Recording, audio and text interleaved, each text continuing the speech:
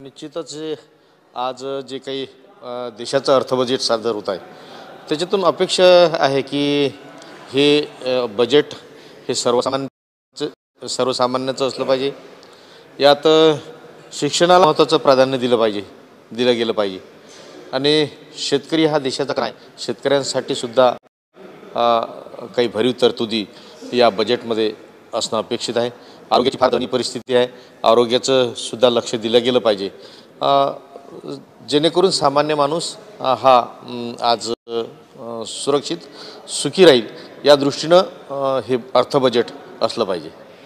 पाऊस होतो अर्थसंकल्पामध्ये मात्र जमिनीवरती पाहायला मिळत नाही। निश्चितच नेहमीच घोषणाचा पाऊस हा बजेटमध्ये असतोच, प्रत्यक्षात मात्र काही नसते। हे तेवढीच वस्तुस्थिती खरी आहे, परंतु कुठंतरी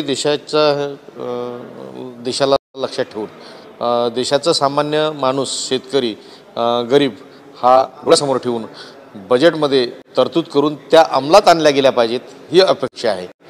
दलित समाजासाठी खास करून प्रत्येक अर्थसंकल्पामध्ये आतापर्यंत पाहिलं असेल 75 ते 80 वर्ष होतात घोषणा होतात, पण दलित समाजाच्या उद्धाराचा आतापर्यंत मार्ग जो आहे तो पुढे येताना पाहायला मिळत नाही। जैसे ती परिस्थिती पाहायला मिळते।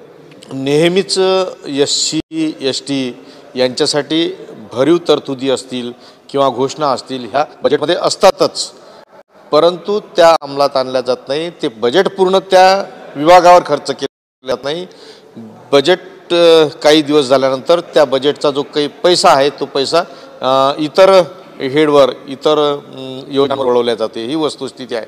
मी तर या निमित्तानं ही मागणी करेल की स्वतंत्र कायदा हवा यासाठी की जो बजेटमध्ये तरतूद केली आहे SC ST साठी ते पूर्ण होते की नाही, ते पूर्ण का झाली नाही किंवा पूर्ण झाली नाही तर काय करावं यासाठी असा कायदा तयार केला पाहिजे, ही या निमित्तानं मी मागणी करणार आहोत।